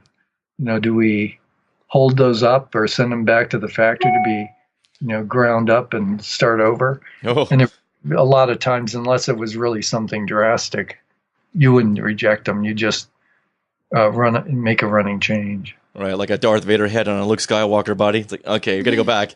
Although that would be quite the collector's item. Yeah. A little bit of foreshadowing there. Now, what do you think of toys today? Toys today. Some of the product that Hasbro is doing is really beautiful. I appreciate some of it. There's so many variations on things. I'm not sure I'd be able to choose product. Every once in a while, I'm tempted to buy one, and then I remembered that I'd have to move it if I ever have to move. But there's some really, beautiful product. The latest X-Wing, I bought a new X-Wing from Rogue One. Ooh. And the details are really nice, and the proportions are much more realistic than ours were. But the price points are huge. I mean, the X-Wing that we put out, I think the wholesale was $9.99 or something, and the retail was probably $15. And now the X-Wing I bought, I think, was close to $50. So, wow! Right. It's a whole different business. We look at a Luke Skywalker from the first go round, and there's his hair, his eyes. I'm trying to remember. His leggings were painted, and his hands, and I don't even think we painted the hilt for his lightsaber. But each one of those paint operations, was a precious thing at the price points they were doing. And now you go and look at a figure, and there's, I can look at a new figure and you go, let's say there's 27 paint operations. Wow. And we could never have done that at the price points we were doing. But they're much more delicately done, or there's just so much more detail. I mean, they're much cooler than ours, but we could never have afforded it. Right. And back in the mid-90s, when the Power of the Force He-Man figures came out, did you just cringe like all of us fans? Yeah. It was very, very strange that our figures suffered from flat parting lines, because we in order to get things into production fast, you had to eliminate complications in molding. So that's why they have stiff legs, and they're not many. The parting lines are pretty flat, and now that's all different. So we suffered from those straight legs and kind of straight arms. Then when they did some really strange, there's little tiny, pinhead characters and all that. That's partially, I think, a combination of, it's part of, who's doing them. It could be designers that grew up with He-Man, and then now designing toys, so they like that He-Man look or something. Yeah, so. When I did creature special effects, I worked with the people that sculpted these figures, and they were so against it. They kept telling the company, you know what, this isn't Luke Skywalker. He can't bench press a tauntaun. He should not look like this. But they wanted the figures to have that superhero feel and look. Right. Now, before we wrap things up, I've got to ask you, what is the one thing you've never been asked about that you thought, I'd like to talk about this, but no one's ever asked me? Oh, gosh. What haven't they asked? I don't know. I'm trying to think if there's anything that would qualify as that. Maybe some unproduced toys? Here's one question. And I have a real simple answer, but why would you go from design to the dark side? Because I did that. In 1979, I got invited to become a part of the marketing department at Kenner, and become a product manager. I had a great job in preliminary design, but when the opportunity came along, it was like, well, I was looking at a career thing. It was like, do I want to stay in design and, fight it out? I had the head of the department had changed, and I wasn't a huge fan of the new management, and it was probably the right timing. I decided, well, I can probably maybe I'll make some more money. I'll have a lot more control. So I took the chance and went into marketing from 1979 until I came back to Kenner in 1990. I don't think many people ask, it's like, why would you do that as a designer, go into marketing? But I had a great time doing it. It was great fun. And I like going back to design. So I ended up going back to design in 1990 and then struck out on my own in 1992 and had my own design consulting company with a couple of other designers from Kenner. Nice. I had a very good career. And Star Wars was just a piece of it, but it was a really exciting one. You know, I got to do stuff that very few people do anymore. As a designer, I was very intimate with the Lucasfilm people. Got to travel there and meet people and really be involved. So that was a great time. Once it got going, that all kind of changed. The marketing people were much more part of the liaison with Lucasfilm, and the designers were pretty much just designing stuff. Right. Okay. I know Mark Boudreau's probably the only person that's been there from almost the very beginning. And he's still doing really nice work. I can't imagine working on every Millennium Falcon. Yeah, no kidding. Now I'm having my second kind of my second childhood in design. Now I'm meeting a lot of people and doing this. The self-promoting circuit? Yeah, the circuit. I did it kind of as a lark last year, and now I'm doing it like it's a little more formalized this year.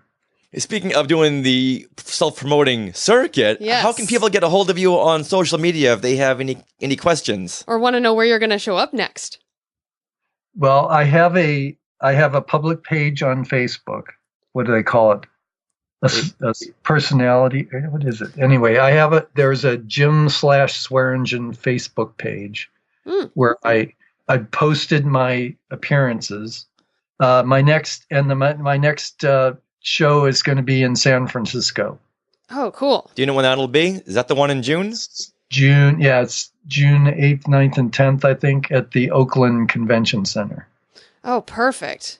Yeah, because I know a lot of our listeners will love to get in touch with you and meet you face to face.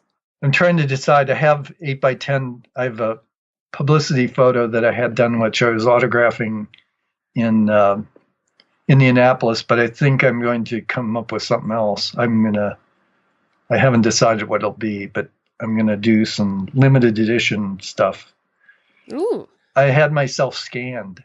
Oh, are you going to make an action figure of yourself? There's a company, and now I don't have the card in front of me, but there's a company at Lexington and they were at Indianapolis that they do a 3D scan of people. They put you on a platform and scan you.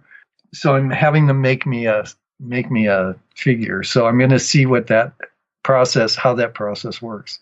I could become my own action figure. Wow, amazing. The circle is really then complete. Yes. Wow. That is awesome. Maybe I'll put myself, I'll sell Jim Swearingen action figures. Yeah, you know what? I think the time has come when fans really want the Jim Swearingen figure and the Bernie Loomis figure, and that's where collecting is going to go next. Yeah, maybe so. We'll see what happens. Well, you know what? I can't tell you how much fun this conversation has been, and going back to that fountain of youth, you just can't put a price tag on that. Well, I'm glad we had this conversation. Yeah, absolutely. Thank you so much for joining us. Well, maybe we'll do it again. Have a banana, have a whole bunch. It doesn't matter what you had for lunch. Just eat it, eat it, eat it. Hey, this is Play-Doh. You don't need Play-Doh. It's Play-Dohs! You don't eat Play-Dohs!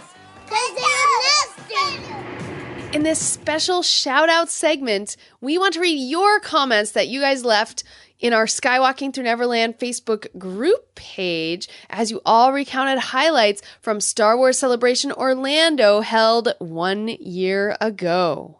Shout-outs, Skywalker shout-outs. Which Skywalkers get props from here in Neverland? Who was tweeted out? Shout-out. Who was photobombed? Shout-out. Who was shared a post? Shout-out. Star Wars Celebration. Star Wars Celebration. Let's celebrate. Still blows my mind. 1 year ago, when I saw people posting stuff on Facebook, that was like 2 years ago, wasn't it? But nope. 1 year ago. Yes. Now, Reynald Gobiel, He says, my most memorable moment.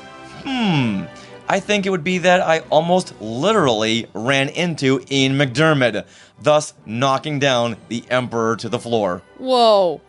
That's crazy. Yeah. Almost literally. So you almost, but literally, knocked him down to the floor. Yeah. All right, well, I'm going to read Scott Hume's comment, and he said, so many memories. Going to the Star Wars Action News dinner on Wednesday night before the start of the con, randomly running into Ashley Eckstein and getting my son's picture with her, even more randomly sharing an escalator with Timothy Zahn, woohoo, Hoojib Hop, attending the Skywalking Through Neverland and Star Wars Report podcast panels, seeing Daisy, Ashley, Tia, and Dave announce Forces of Destiny, and hanging out with my son. Such a wonderful weekend. And Scott brings up a good point. It's about family. Oh, definitely, whether it's your real family or your Skywalker family. Now, as the antithesis to that, yes, Marcus Doring. Yep. Well, he didn't post a comment, but he posted a picture of himself, a very touchy-feely picture of himself, and a Gamorrean guard in a slave girl outfit. Okay. I'm guessing it must have been during the 501st bash when we were all a little tipsy. All right, let's just go with that, okay? Very tipsy. Yeah, go onto the Facebook group page and you'll see the picture. I don't need to say anything more. Now, Martin Keeler, I hope he's still on the Facebook chat here. Yes. He just posted a picture of himself with his son as they're working on some kind of an art project with a comment, this, which was awesome. So there's Martin and his son working on a Star Wars project. I love to see that. Our friend Chris Alexander was in the kids' room, the kids' art room, doing his Star Wars origami, so I went in there a few times, and it was so much fun seeing parents with their kids enjoying the convention on a whole new level. Absolutely. Now, Randy Martinez, speaking of Star Wars art, he's our Star Wars artist, and he said, my favorite part of Celebration is meeting and talking with fans. As an artist, I work in a studio all alone, and I never get to hear or see people's reactions to my art. So Celebration is a wonderful way to make a personal connection with fans like Kevin Reitzel and Kat Cedar. And he posted a picture of them at his table. Now, as for Randy's prediction as to where Celebration 2019 will be held, he says, the next Star Wars Celebration will be at the Valley City Community Center in Valley City, North Dakota. Mark my words. You know what? Let's start that rumor right now. Get your tickets now to Valley City, North Dakota, everybody. Now, Lori Lazat, she says, as her favorite memory, seeing all the Skywalkers on the TV while watching from home. Aw. Now that can be a good memory, because you don't have to deal with crowds. No. Or parking. Or hotels. Yeah. Or traveling. Mm-hmm. Or backpacks. Backpacks! It always comes down to backpacks. There's something to be said for Lori. For Lori's method. And backpacks. Now, Matt Clifton says, oh man, getting to be with my family, getting to spend some precious time with my brother, having a smile like that actually hurt my face. Man, I miss it. As for Star Wars Celebration 2019, he's a prediction too. He says, hopefully Anaheim. Oh, yes. But I'll be there wherever and whenever it is. Nice. Oh, come on, Anaheim. All right, well, Jeremy Hunt, he posted a picture of the Skywalking Through Neverland podcast stage show. That is a very good memory. Yeah. The picture he posted was of the packed room. And that right there gave me the wicked, I guess my Bostonian language, a wicked feel. Aww. That's got to be one of my favorite all-time fandom moments, being up on that stage, seeing all the Skywalkers out there, and doing a show, and it going for 30, 45 minutes longer than we were supposed to go. We were the last show of the day, and you guys stuck with us. That was amazing. So much to cover. It was just so much fun. Mm-hmm. You know what? What was your favorite memory, Sarah? Before we read the next few comments. Goodness. I mean, it's always about meeting everyone. I think one of my favorite moments, honestly, it was amazing to see John Williams' tribute to Carrie, like Stacey Bertrand is saying. However, I think right after that panel is when we walked out of that main theater and met up with a whole bunch of podcasters and friends and listeners. Not as a planned meetup, but just randomly right out there on the 4th floor outside, and just the excitement of seeing everyone after that long time of just communicating over social media. Just seeing people in person like that and getting to connect and just having fun. And I think you gave Teresa a ride on your shoulders or something. She hopped on my back. It's like, yeah. What child is this? Because she's so light. Yeah. So I don't know what was happening, but like we were all giddy because we were all seeing each other and we're all like, oh, look at this, everyone. So that part I think is a moment that really, really sticks out to me. And that was just at the beginning. Yep. The beginning of Celebration Orlando. So we had a whole weekend of that. Yeah. Oh my goodness. What about you? Oh, like I was just saying, the podcast stage show. Okay. That was definitely, and just knowing what we had in the store for everybody, the big show and production we had planned, the appearance of Secret Squirrel live on stage. Yeah. So much there. And another big shout out to Jeremy Hunt, who stepped in as our technical director, running the video and slideshow. Yeah. Wow. Now, Rune Marchant, he says, being on stage with Felicity Jones and Forrest Whitaker. Whoa! We need some backstories on these. Yeah, Rune, when did that happen? Please Seriously. let us know. Ugh. Now, Patty Hammond, she writes, so many memories, too many good ones, but I know this was one of the most unexpected. John Boyega walking past some of us fangirls. So, tell me, Patty, did you all fangirl? Did you give a fangirl flail for John? All right, we need more backstories on these. Come on. I want to know.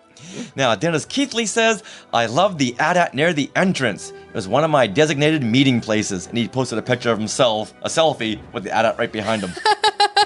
Did you meet up with the AT-AT all the time, Dennis? That's awesome. I love it. And now, finally, Ryan Stampley said, this is too hard of a question to answer, and posted a collage of all these awesome celebration pics. Like 50 little pictures in this one collage. How amazing. Yeah. Wow. So thanks everyone for your Celebration Orlando highlights. And memories. It's so fun to think back and, right now, if you went, just look through your photo album and just remember. And now on to Celebration 2019 in Anaheim? Maybe? Anaheim? Hopefully. Anaheim or Long Beach? Long Beach. We hope Anaheim and the Anaheim Convention Center will be all brand new and refurbished. It'll be so pretty. Yay. Well, that wraps up episode 210 of Skywalking Through Neverland. We'd like to thank Jim Swearingen and, of course, to all you Skywalkers who weighed in to our salute to Star Wars Celebration Orlando and for listening every single week or watching our YouTube unboxing videos. Indeed. And that brings us to our YouTube channel, which right now this week, new, we have videos from Pixar Fest at the Disneyland Resort. So head over there, especially to see our favorite moment from Pixar Fest, which was the Pixarmonic Orchestra. You can see their whole 20-minute set on our YouTube channel, youtube.com/skywalkingthrough-neverland. And it's here I want to give a big shout out to Joey Pittman. His podcast is the Disney Universe Podcast, and we met up with him. He's an amazing Skywalker, along with his friend, and also our friend Dave Scale at Pixar Fest. So thank you guys. We had so much fun with you. Now, speaking of friends, go over there and visit our friends at retrozap.com, where you can hear other great shows like Brews and Blasters, Agents of S.H.I.E.L.D. Case Files, Animaniacast, The Deucecast Movie Show, Techno Retro Dads, and Talking Apes TV, which we are going to cover Monster Palooza, the convention all geared around monsters, and Planet of the Apes. That'll be coming out sometime next week. And during our coverage, we get to talk to David Naughton, an American Werewolf in London David Naughton. He once played an ape in the live-action TV series. So much fun talking to him. Oh my goodness. Yay. Well, you can also find Skywalking Through Neverland, our videos, and our podcasts at jedinews.co.uk and fanthatracks.com. You can also follow us on social media. We are at Skywalking Pod on Twitter and Instagram, and when we go to various events, we'll post. So, like when I was at the Marvel Infinity War press conference, I actually did an Instagram story there at Skywalking Pod, and on that story was bits of video from the whole press conference, which was really cool. So I was really close to Jeff Goldblum. There was a lot of video of that. All right, you can also... Was he shirtless? Was he sadly laying in that pose from Jurassic Park? Sadly, he was not shirtless, but I was wearing my red Elhofer design hoodie, and he kept on eyeing me. Of course he did. Because I was second row right there. So Jeff Goldblum and me, we had an understanding. Well, did you tell Jeff Goldblum, like all of our Skywalkers, to go over there on Apple Podcasts and leave us a review? I should have. I didn't want to break in and mess with him talking to 24 Avengers. It's ridiculous. Yeah, I've got some new podcast reviews, which we'll read in an upcoming episode. Ooh. But please, Skywalkers, we love to hear your reviews. Leave as many stars as you want. Be honest. Absolutely. And you can also email us. We are share@skywalkingthroughneverland.com. And now, Skywalkers, we have bits of conversation that didn't make it into the show, and that will be right after the credits to this episode. There's also some bloopers, so you might want to stick around and listen to those and have a drink. Lots and lots of bloopers.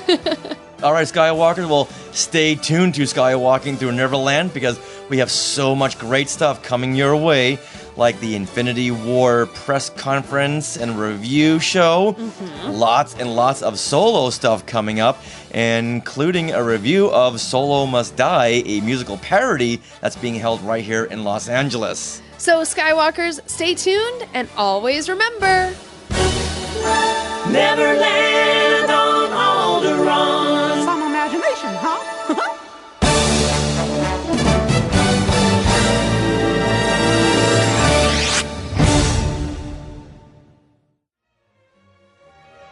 To our Skywalkers and Tweetwalkers, thanks for listening. Skywalking Through Neverland is created and produced by Richard and Sarah Woloski. Original music by Rob Dellinger. Creative consultant Mark Augushowitz. Technical advisor Peter Heitman. Facebook administrators Donald Wicks, Joey Pittman, and Norma Heitman. Skywalking Through Neverland is intended for entertainment and information purposes only. Any sounds, music, and clips played during this podcast are the property of their copyright holders. All original content is property of Skywalking Through Neverland, all rights reserved. Sorry, had to be said. But now, we want to welcome you all to Skywalking Through... Paying attention. Yeah, so as a kid yourself, do you remember playing with toys like that? Did you have any spaceship toys, anything like that? I don't remember having...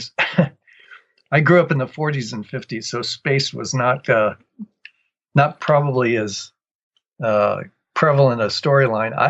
My favorite toy that I remember is I had a great Roy Rogers stagecoach. Ooh! It had a team of horses and the figures and stuff. So we would run around and using the horses and the stagecoach to put on things. I like Lincoln logs and things like that are, today are a little harder to find. Yeah. So as a kid, your room was the Wild Wild West. Yeah, we did. Yeah, I was much more Western than spacing. Although I have to admit that when I was a little kid, one of my costumes for Halloween was a Sputnik. So with the help of my parents, I made a giant ball and had these long tinfoil spikes on it and went to some costume party as a Sputnik. That's so cute. Wow. Did you walk in the room and go, oh, great, everyone came as Sputnik? Or were you the only one? It was hard to walk around. Yeah. And it took a lot of space. Yes. When you were, no pun intended. Oh, so you were grooming yourself for your eventual career. Yeah, I was lucky as an artsy kid because that was really my passion in high school, is that I had an art teacher, Mr. Penfield, who kind of got me aside and said, if you want to make a living as an art, and use your creative talents, you might consider an industrial design career. So I was lucky that he kind of pointed me in a direction where I could actually make a living and do stuff that's creative. Wow, you went to a great school because my art teacher, Mrs. White, kept saying, Richard, will you stop drawing Star Wars? You're never going to get anywhere if you keep drawing Star Wars pictures. Oh. In fact, it came to the point where she forbade me to do anything Star Wars related. So she knew the characters, the most popular characters. So all my art projects were turned into the Cantina creatures, which she weren't as familiar with. I would say, no, this character, we're going to call him Greedo. That's it. This is my own design. So she could never say squat. Yeah. It's all about beating the system. You know, I knew you were going to ask that. I should have looked at my catalogs to see what I was actually working on. What is the weirdest question or comment made to you at a convention or elsewhere? The strangest thing that happened to me at this trip, it was in Indianapolis, is a fellow that was introduced himself. His name was Ken Swearingen. Oh, which is not a very you don't meet many people named Swearingen. Right. He was from, I think, Columbus, as I recall. And he and his wife came, it was a typical thing. He came up and said I made his childhood. So he's about 20 years younger than I was. Then he said, my name's it's Ken Swearingen. It was really funny to meet somebody by the same name. Yeah. Because there's a James Swearingen that's a composer. That I get it. Are you James Swearingen, the composer? And it's like, no. Oh, you're James Swearingen, the toy designer. Yeah, the Swearingens came over in the 1700s, late 1700s. They were the first family to cross the Allegheny Mountains. They settled near Pittsburgh. Now, you know what? Can you name your top 5 Star Wars toys that you were responsible for? Action figures, X-Wing, TIE Fighter, the Death Star play set, and I'm trying to think, is there a 5th one? Did you? I don't know. Maybe the R2-D2 remote control. Oh, I love that. I brought that into school once. I was like a rock star. Force is with me. Luke Skywalker wins again.